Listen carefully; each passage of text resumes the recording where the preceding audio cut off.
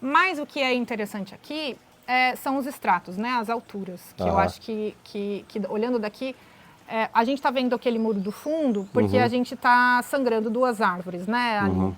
Eu quero fazer um projeto que eu quero usar essa planta, não vende, eu vou pedir para tirar e vou levar para o cliente. Aí eu dou para os meus clientes.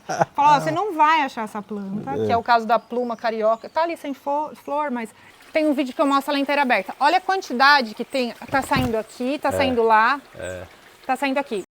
Esse é um episódio que enche os olhos de beleza e alegria. E provoca nossas almas para um paisagismo sustentável, contemporâneo e, por que não, bem brasileiro. A PAN representa a força e a resiliência da mulher de um Brasil profundo e vivo em suas memórias afetivas, adornadas por escolhas botânicas impecáveis. Espero que vocês amem aprender com a PAN tanto quanto a gente amou.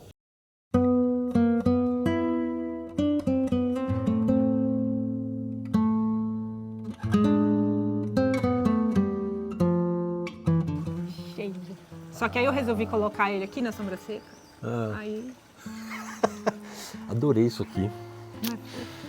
Olá pessoal, tudo bem? Esta beldade e essa inteligência, sensibilidade paisagística, arquitetônica, você já conhece. Obrigada. PAN Fatim, segundo episódio. Se você não viu o primeiro episódio, está aqui embaixo. Eu fiz uma emenda de pergunta para ela no primeiro episódio, que ela vai responder agora. Então fica com a gente aqui, porque isso aqui é espetacular. Este é um jardim que ganhou o prêmio, a gente vai explorar ele mais profundamente nesse episódio. Então, vem com a gente.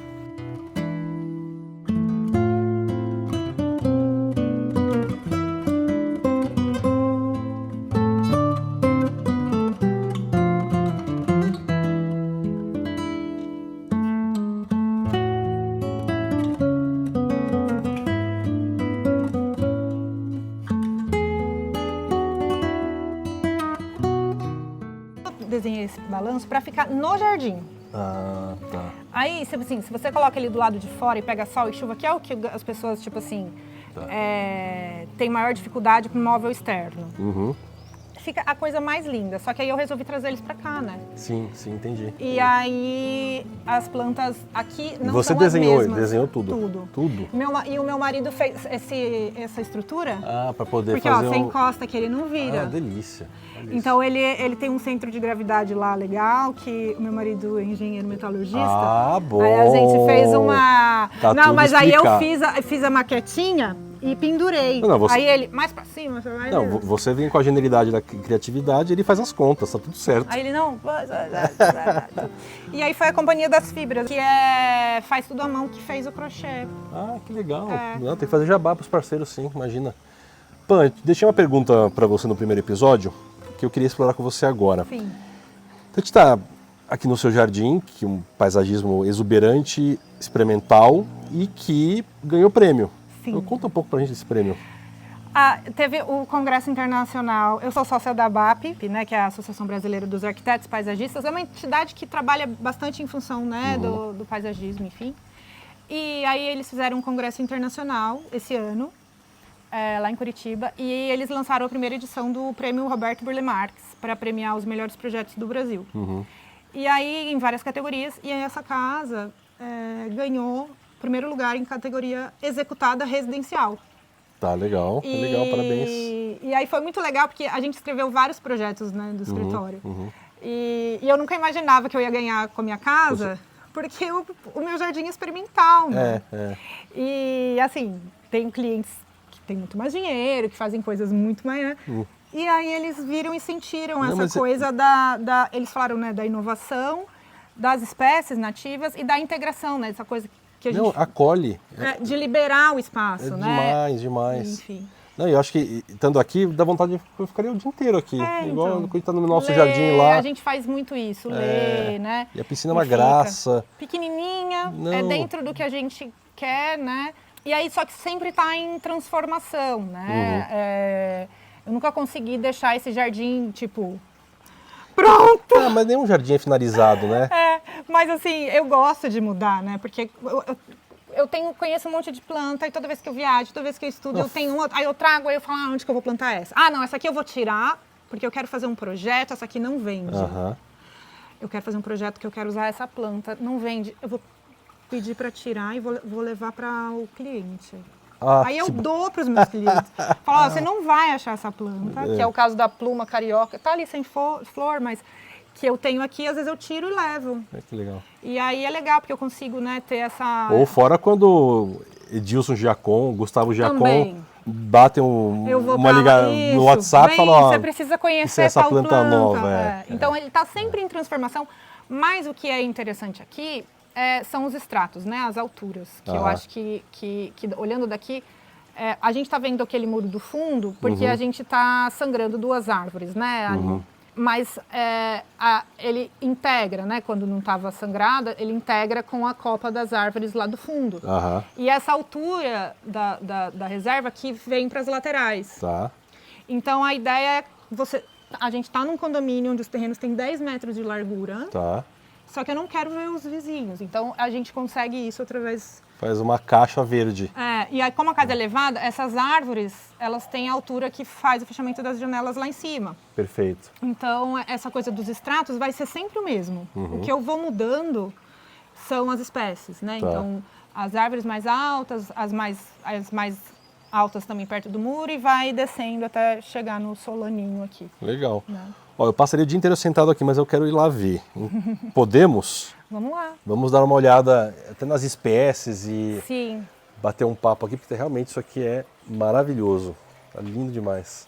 Não é fofo? Esse outro balanço aqui, né? Esse aqui é igual o outro, né? Isso aqui Mas ele fica unitário. muito mais bonito. E olha, eu só coloquei um substrato aqui. Só que eu vou encontrar uma planta para colocar. Acho que Antúrio vai ser melhor do que bromélia. O Antônio vai super bem em meia sombra, só pode... Porque olha, eu já estou fazendo os testes aqui. E tem que ter a disciplina só, né, de regar um pouco, né? Sim. E como que você história? Por que você não automatiza? Você não é contra automatizar? Eu até ou, já tive propostas de alguém que queria fazer, de umas pessoas que queriam, empresas fazer a irrigação aqui em casa, né? Mas eu não quero deixar de cuidar. Entendi. E quando eu rego, é uma coisa para minha cabeça dar uma esparecida. Parece. Fico aqui regando, daí eu vejo se aquela plantinha que eu plantei está nascendo. O Paulo fala assim, isso, né? A gente tem muita... Eu sou meio que professor Pardal, eu gosto de ficar testando as coisas. Eu integro com a minha estação meteorológica e quando chove ele já fala que não precisa regar, não sei o quê. Tá meio desregulado, mas tá lá. E o Paulo fala isso, né? Quando você pega a mangueira para dar uma regada, você olha como está aquela planta, você descobre coisa nova. Você deixa no automático, tem lugar da casa que a gente não vê por meses, assim. Aí quando você vai ver, nossa, olha que tamanho que ficou aquela folha, não sei o quê. Quando você rega, você tem essa obrigação, né? E às vezes você perde a planta, né? E, teoricamente a rega te ajuda, mas ao mesmo tempo você passa um tempo sem ver e às vezes está com um problema ali e você não vê. Você não você foi perde lá a porque planta. tá tudo... a irrigação tá resolvendo, né? Eu quero fazer uma pausa rapidinho aqui nesse episódio para te falar uma coisa super importante.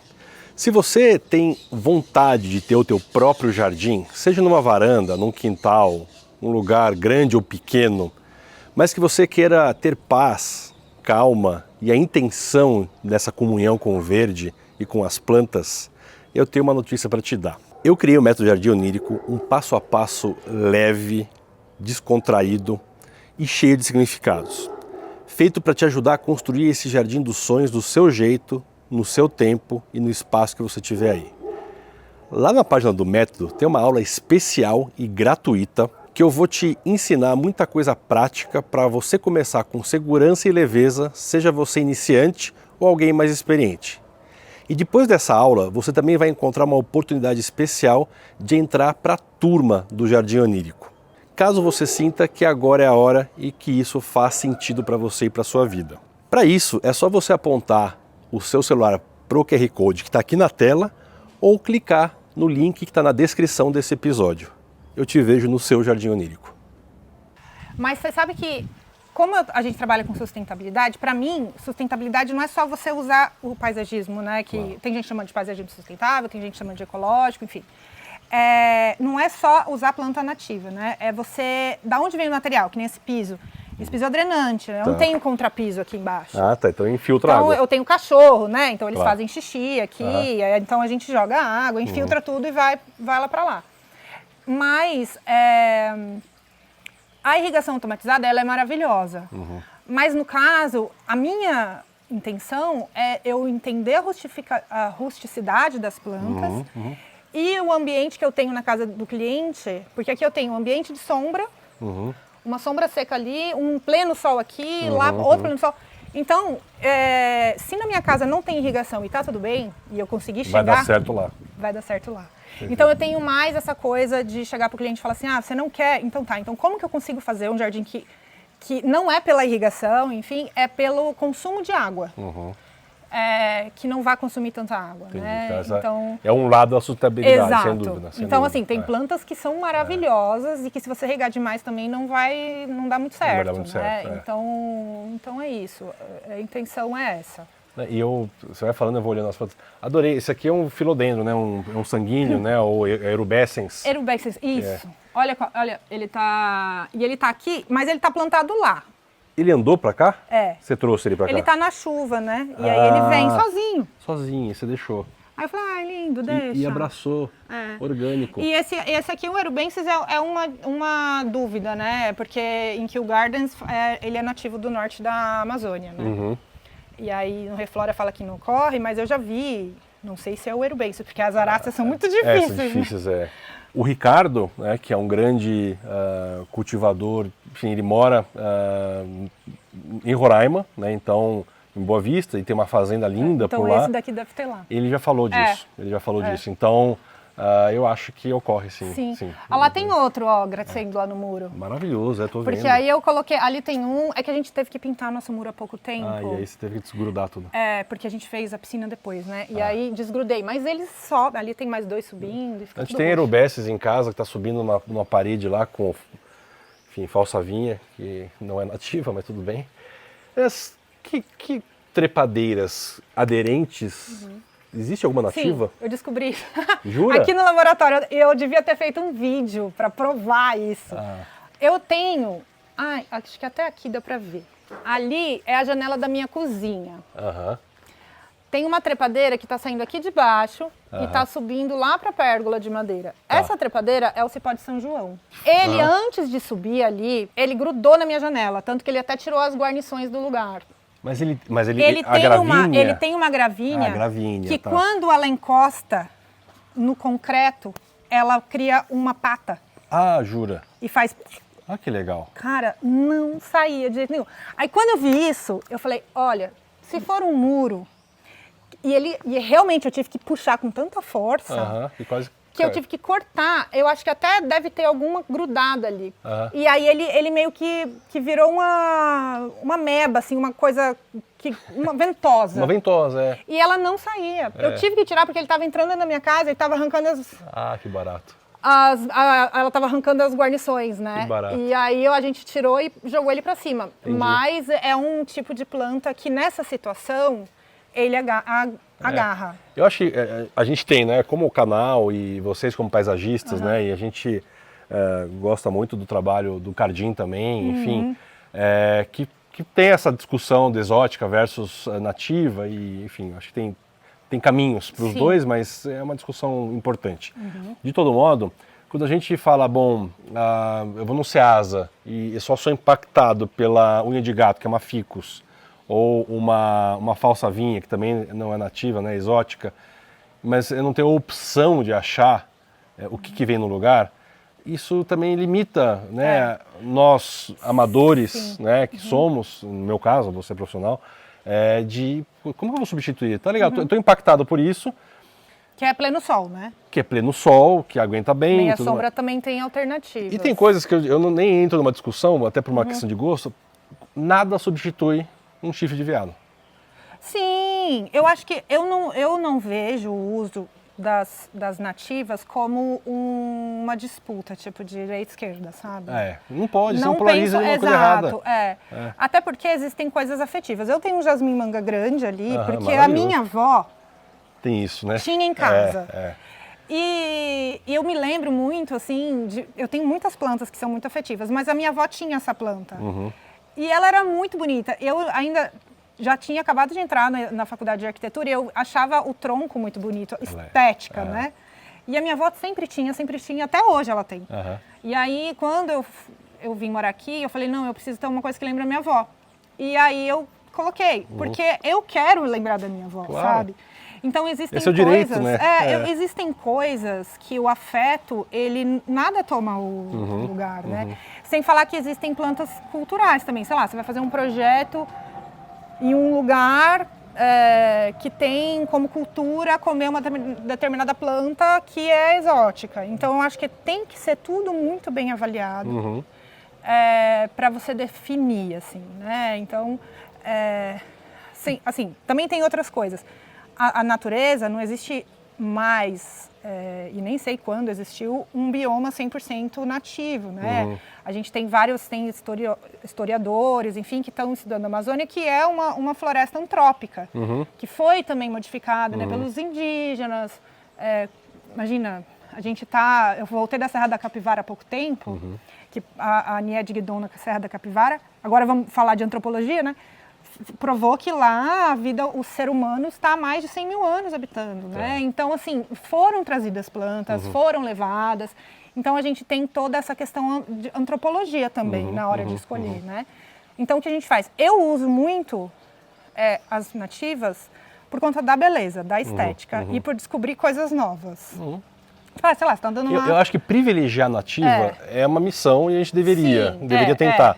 Agora, é o que eu falei, eu olho muito uma cultura oriental, o que os japoneses fazem com alguns tipos de platycerium, né, o chifre de veado, me encanta. Sim. E eu tenho uma coleção. É uma escultura viva. É uma escultura viva. Sim. E isso, para as bandas de cá, não tem o andino, que é da base lá dos Andes, do Peru, enfim, que parece que teve uma ocorrência já no Brasil, na fronteira, mas isso é uma outra discussão, não é provado, mas que não substitui. Sim. Então, poxa, e não é invasora.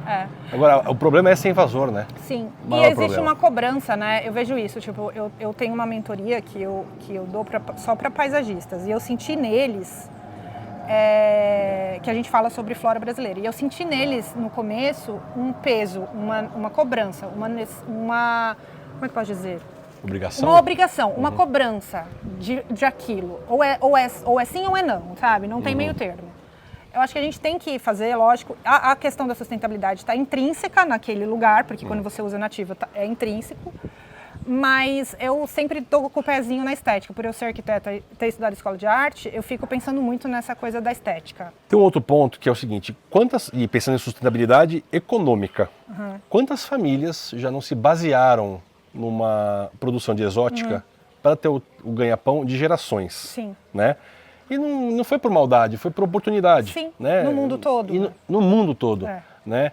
Então você vai para muitos cooperados de Olambra, que estão no sistema do Veiling, que pode ser um pouco capitalista, não sei o que, beleza? A gente entrevistou, por exemplo, a Cida, do Sítio Renascer, que é uma ex-boia fria do Paraná, que fez a vida e o ganha-pão da família inteira em cima de suculentas, que não necessariamente são nativas. Tá? Alguns cactos são, outros não, mas é o ganha-pão dela. E a gente vai boicotar isso, né? Então acho que tem uma delicadeza que a gente tem que ter nessa discussão. Ela é importantíssima, ela tem que criar pontes e não nós contra eles, esquerda, direita, não é isso. Sim, e existe muita coisa assim, a gente que estuda muito sustentabilidade, que nem eu me informo muito, a gente sabe questões climáticas, é muito difícil essa discussão, na verdade, porque tipo, você tem uma cultura de cana-de-açúcar para produzir etanol, que é uma alternativa ao petróleo, que é o maior problema do nosso planeta, são os combustíveis fósseis. Então, assim, eu acho que tudo tem que ser ponderado, estudado, porque nós não estamos num lugar de decidir como organizar as coisas para o ser humano continuar vivo em harmonia com o planeta. E não voltar na ancestralidade e não manter tudo como estava antes, porque senão a gente tem que escolher. Né? Então é muito complicado isso. A gente precisa ter, assim... O meu trabalho com as nativas olha que lindo, gente, que maravilhoso. Vamos usar, vamos fazer as pessoas, vamos cair no gosto. Porque eu fico extremamente encantada quando eu ando no meio da mata, nos campos, enfim, eu vejo tanta planta linda que eu podia ter nos projetos, que é nosso, que ninguém sabe e que ninguém usa. Então eu acho que é esse o trabalho, sabe? E aí quando a pessoa ela tem eu tento pegar pela vontade, né? Pelo criar o desejo da pessoa de ter aquela planta. E aí quando as pessoas querem, é intrínseco, porque daí as pessoas vão usando e aí a gente vai gerando sustentabilidade, cada vez criando mais, enfim. E é uma oportunidade grande para o Ministério do Meio Ambiente, para a Embrapa criarem políticas e programas que ajudem a essas nativas a massificarem, estarem... ter um Bipinnatifidum, tudo bem, Guaimbê é mais popular, no lugar de uma monstera deliciosa, uma costela de Adão, porque de fato é muito mais bonito. Sim, é muito mais bonito, só que as pessoas não sabem. Não sabe, acha que costela de Adão é nativa. Acha que a costela de Adão... E olha, não é só leigos, tá? Eu sei. Uma grande maioria dos A graça que é esse Xanadu, por exemplo, não é? Maravilhoso. Maravilhoso. E tá aqui, tipo... O meu jardim é um jardim que não tem manutenção nenhuma. Você vê que eu não tenho grama. Aham. O que é isso aqui que a gente está pisando aqui? Isso aqui é um solano rasteiro. Eu aboli a grama da minha casa porque eu não queria ter manutenção. O que mais dá manutenção em casa é a grama, né? E é um jardim biodiverso que não tem praga, nunca viu, não tem escorpião, não tem aranha, não tem nada, porque tem muito passarinho que vai lá e come, mas isso é uma conversa também para outra dia. É maravilhoso isso. Mas é um jardim que não passa veneno, não passa nada, a gente trata o solo, né, com nutrientes naturais, mas você vê que tá tudo ok, assim. Sim, tipo, não, super. coisas acontecem, né, que nem Não, mas isso tudo aqui bem, e outra. é a vida como ela é. Isso aqui é a vida como ela é. É uma justiça cárnea que eu descobri que as lagartas adoram. E o Piperum bellatum também, né? Ah, legal. Então, assim, você já sabe que a cliente, você tem no jardim, a cliente manda, minhas plantas estão tudo comida, espera que vai dar tudo certo. Daqui a pouco passa, daqui a pouco sabe? passa e aquilo vai virar uma borboleta linda. Nossa, mas é maravilhoso isso aqui. Parabéns, Pan. Olha... Não é demais? É demais. Aqui tá os costos espirales, que é uma planta também que ocorre... Tem muita gente que fica falando assim, mas qual planta que é nativa de onde? É nativa de onde? Tem muitas plantas que são muito fáceis de multiplicar e que são nativas de praticamente todo o território brasileiro. Tá. O costos espirales é uma delas. A gente vê essa plantinha aqui em vários lugares. Então aqui ela tá começando, tem uma inflorescência vermelha e uma florzinha rosa. Vem muito beija-flor. Ela também é toda comestível. E aí o que acontece? É toda punk? Ela é uma punk. O pessoal faz chá disso aqui. Ah, vá. Come tudo, até a flor, tudo. Não sabia. É que eu tenho dó, né, de comer isso. Não, mas é linda, porque é linda. E ela se reproduz, tipo assim, por cake, ó. Tá vendo que tem um cake aqui? E aqui a inflorescência, depois que ela é polinizada, olha eu ensinando a fazer as mudas, né? Eu até deixei aqui. Vira uma... É tão fácil, porque essa aqui é uma inflorescência antiga. Depois que ela é polinizada, ela fica cheia de cápsula de semente dentro, que serve de fruto para os passarinhos. Sim, claro. E que quando cai, vai nascendo um monte. E vira os cakezinhos também. Até vou te dar uma, se vocês quiserem, vocês podem levar uma. Muito bem, a gente aceita. A gente é desses. Aí eu jogo lá e vai nascendo. Maravilha. Que gostosa a piscininha aqui também, hein? Não é uma gracinha? Ah, delícia, E aí aqui eu gosto desse barulho de água, lá a gente tá, mais mudinha lá. Tem bastante. E aqui que você falou, o que você cortou a árvore aqui? Aqui eu tô sangrando essa pitanga. Fala pra gente o que é sangrando. Dá pra ver aqui, quer ver? Vamos lá ver a sangria. Olha, essa aqui é bem vagabundinha, ó.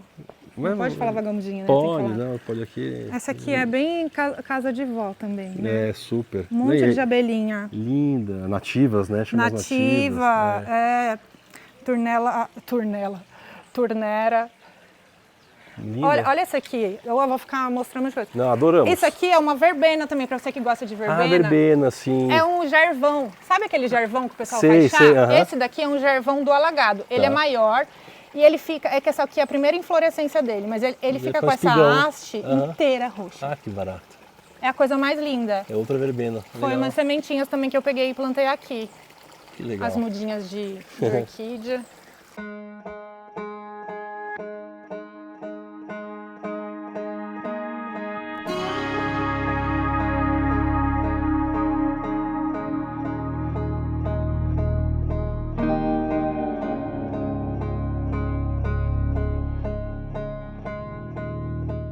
E aqui tem uma que você queria, ó. Ah, tá. Alba. Alba. Menina, e floresce bem aqui? Tava com flor esses dias. É Só mesmo? que ela ela é igual a outra. Ela sente o inverno, daí ela padece, depois ela volta sozinha e volta rapidinho. Volta linda. Ela tava com uma flor e é perfumada de um tanto. Eu tenho semente aqui, se você quiser levar, ó. Deixa eu ver se tem semente aqui dentro. Tem uma, duas, olha e brota que bonita. super. Brota super rápido. Eu vou o quê? Tá querendo. Tá querendo. E ela gosta de... Ela até vai no mesmo... Olha, aqui tem mais os frutinhos. Olha, amor. Olha o tanto. Eu adoro essa trepadeira, porque ela... Nossa, e você olha. vai ver o perfume... E ela só abre à noite, né? E aí... À noite, assim, fim da tarde, né? Uhum. E o perfume que é a coisa mais deliciosa. Vou poder dizer assim, ganhei sementes e brotou de Panfatim. É. Mais chanelzinho aqui. Ai, que Linda, isso aqui é um oásis, pelo amor de Deus. aqui...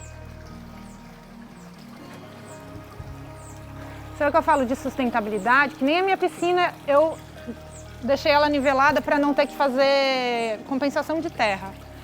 Essa é uma das helicônias que eu mais gosto. Só que pena que ela não tá abrindo ainda. Não, tem uma que tá quase... Nossa, mas essa amarelona, assim, não lembro de ter visto. Posso andar aqui? Sim. Meu pé tá limpo, Não, tá? pode vir. Ó, essa daqui é uma helicônia... Ela é nativa de quase todo o território brasileiro, que chama... a hemigidiana, ou pseudo-hemigidiana. Olha o tamanho da inflorescência. É lindo. Tem um vídeo que eu mostro ela inteira aberta. Olha a quantidade que tem. Tá saindo aqui, tá saindo lá, tá saindo aqui. Por que ela é menos popular? Boa pergunta. Eu ia te perguntar a mesma coisa. Eu não sei. E olha, ela tá aqui, agora tá com a sombra um pouquinho, mas ela toma... Ela é sol pleno, cresce rápido e ela tem essa folha dura que não rasga é mais tanto, carpácea do que igual a sostrata. E ela cresce muito rápido. E ela dá um frutinho e ela se reproduz muito fácil por semente. Ou seja, não consigo entender porque que ninguém conhece a hemigidiana se ela se reproduz facilmente por semente, sabendo que as outras só se reproduzem maravilhosa. por Linda. rizoma, né? Eu mesmo não tinha visto, eu acho. Ela é muito, muito bonita. Daqui a pouco vai estar todo amarelo aqui. Maravilhoso. E aí você explicar pra gente aqui, Pan, sobre a sangue... você tá sangrando aqui embaixo o torrão. Mas você vai tirar ela daqui, é isso? Porque eu amo pitanga. Os passarinhos também. Só que eu não consigo comer a fruta. Tá. Porque tá muito perto da piscina, eu não consigo colher. Tá.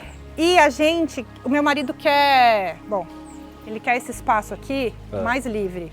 Tá. E aí o que eu vou fazer? Eu plantei uma grumichama ali e uma cereja do Rio Grande lá, eu vou jogar ela pra trás. Tá. Só que a gente sangrou ela, sangrar é assim, a gente primeiro poda aqui a copa, né, pra reduzir as raízes. E ela já tá brotando. E aí faz um torrão ali. E aí eu fico tratando ela, enfim. Aí ela fica aqui 1 mês, 2, e aí depois faz o buraco novo e transplanta ela pra lá. Tá. A pitanga é uma árvore maravilhosa, porque ela é super rústica, ela não sente. E aquela acerola a gente vai tirar, porque eu sou alérgica à acerola, eu descobri isso por causa dela. Que pena. E me coça demais, então ela cresce grande e me coça. E aí eu queria muito um bacupari. Tá. Aí esse bacupari até chegou hoje. Legal. E aí a gente vai pôr o bacupari ali, então essas árvores vão mais pra trás. Mais pra trás. Então a sangria aqui, pra vocês que ouvem a gente falar de sangria, é isso, é fazer preservar o torrão, né, cortar as raízes em volta e ela vai fazer as secundárias crescerem e aí você consegue transplantar ela com saúde. Exatamente. Aqui é uma planta mais rústica, então dá pra fazer 2, 3 meses. E olha o tanto de broto que ela tá... Mas tem algumas sangrias que precisa 6 meses, Mais 1 tempo, ano, né? depende da do espécie, tamanho. né?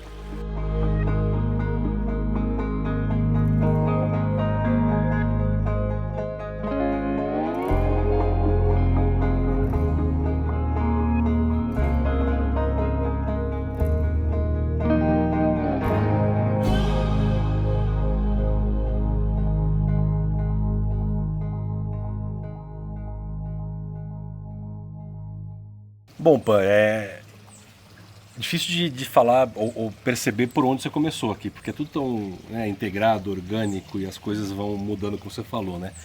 Mas, por exemplo, vamos dizer, a turma que não tem acesso, né, a você ou grandes paisagistas, e que tem um pedacinho ali de sei lá, 10 metros quadrados, o que você recomendaria? Você, começa por onde? A principal coisa, observando a natureza. Tá. E tentando replicar isso nesse espaço. Tá. Que é o tipo de paisagem que eu acredito, né? Que o meu trabalho tem muito isso, como a gente falou antes, do naturalismo. Mas quando você observa a natureza tem muito para te ensinar, né? E eu falo isso até para os próprios paisagistas. Então, sei lá, você tem um espaço de sol, você anda na rua, olha quais plantas estão bonitas no sol, sabe?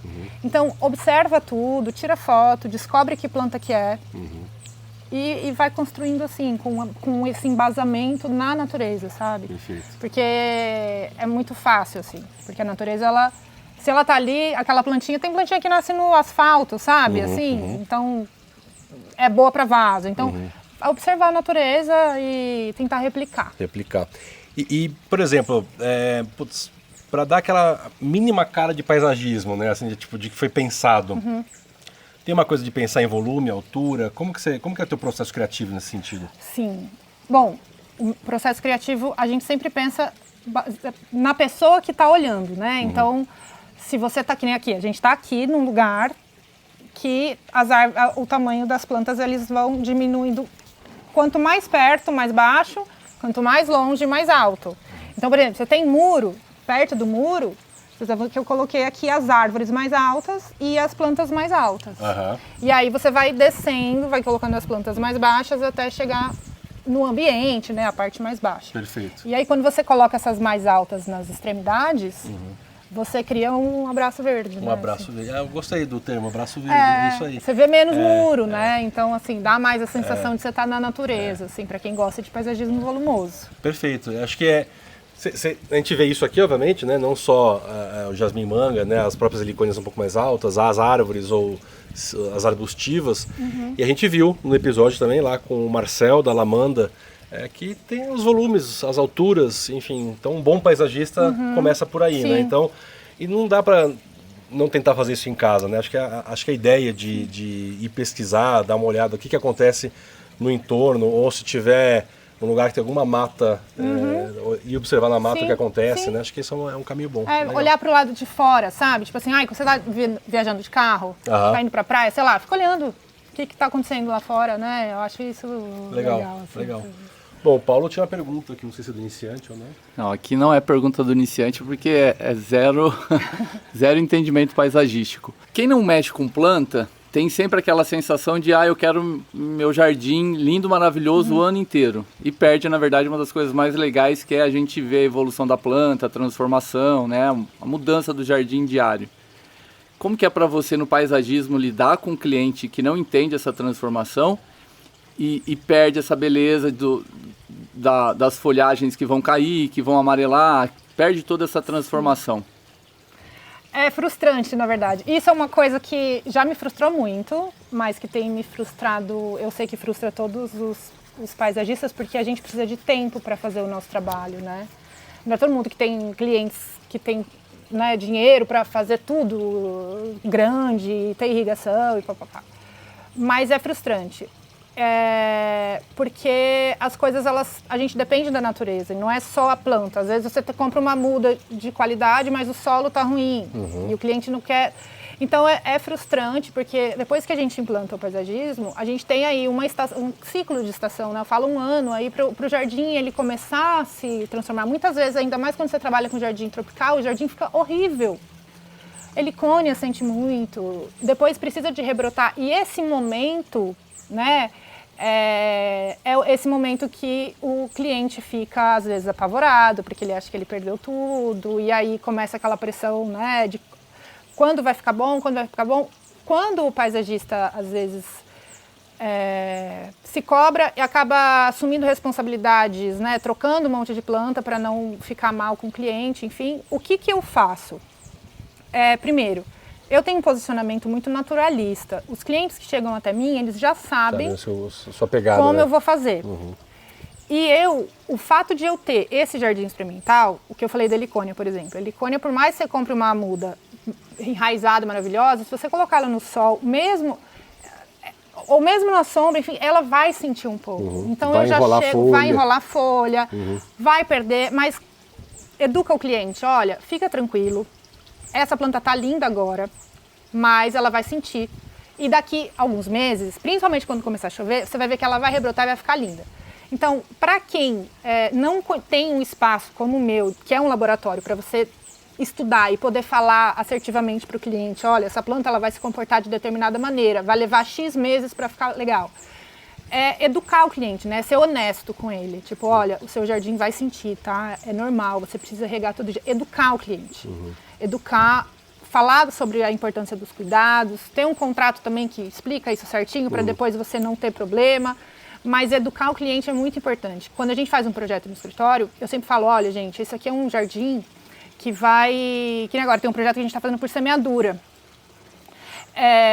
O cliente já sabe que vai ficar muito mais barato, mas que ele vai ter que esperar aí uns 6 meses para ter. Então a gente conversa antes, nunca deixar o cliente sem entender. Então educar o cliente, conversar, deixar tudo às claras. Porque depois, se você fizer tudo certinho, plantar tudo certinho, você vai ver que as helicônias vão brotar, as coisas vão brotar e o cliente vai falar, nossa, realmente, né? Mas é muito difícil mesmo, porque às vezes, mesmo quando você educa, quando você fala, as pessoas, elas têm uma expectativa que demora, né? Enfim. Uma outra coisa que eu falo muito, que eu falo essa analogia, tipo assim, você está construindo uma casa. A casa demorou 2 anos para ficar pronta. Por que o paisagismo tem que ser imediatista? Boa, verdade. Sabe? Tipo assim, a casa demorou 2 anos para ficar pronta e chega o paisagismo e ninguém quer esperar para o paisagismo ficar bonito, né? Então eu falo assim, putz, quanto tempo a sua casa demorou para ficar pronta então? É isso. Perfeito. E aí, para ir para os finalmente aqui, o que é a coisa que você mais... isso eu não faço no paisagismo. Tem alguma coisa que você fala, isso eu não faço? Eu não quero. Tem bastante coisa que eu não faço. Eu não sou uma pessoa que tem, por exemplo, estilo próprio. Eu sou naturalista, então cada casa é uma casa. Vou sempre ter projetos diferentes. Mas eu não faço uma coisa que meu pai sempre me falava. Se todo mundo faz, não faça. Se todo mundo vai, não vai. Tipo assim, eu não fico usando essas plantas da moda, oliveira e tamareira, enfim. E não só porque é exótica, né? Tipo... também porque eu acho que não tem personalidade, sabe? Eu não fico replicando. Mas se for uma planta afetiva da pessoa... Se for uma planta afetiva, sim. Você adapta. Sim, adapto. Perfeito. Mas não faço, tipo assim, tem cliente que fala assim, não, eu quero, que nem esse tempo atrás a gente recebeu um pedido de orçamento e o cliente já sabia o que ele queria. Ele queria um flamboyant na frente, queria uma tamareira não sei na onde, ele já queria tudo aquilo que é aquele paisagismo. Ele não precisava me contratar. Ele tem um monte de gente, inclusive, né, às vezes nem paisagistas, tem lojistas. Lojista, não sei se é assim que fala. Produtores, tem tipo, sei lá, produtores que vendem, eles mesmos vendem e plantam. Então a gente respondeu para ele e falou assim, olha, você já sabe, né, o que você quer, então... Não precisa... acho que né, não vai ser necessário o nosso trabalho. Mas quanto mais você seleciona os clientes, quanto mais os clientes sabem o que você faz, menos você tem que falar não, né? Verdade. Também não engulo sapo de cliente, não.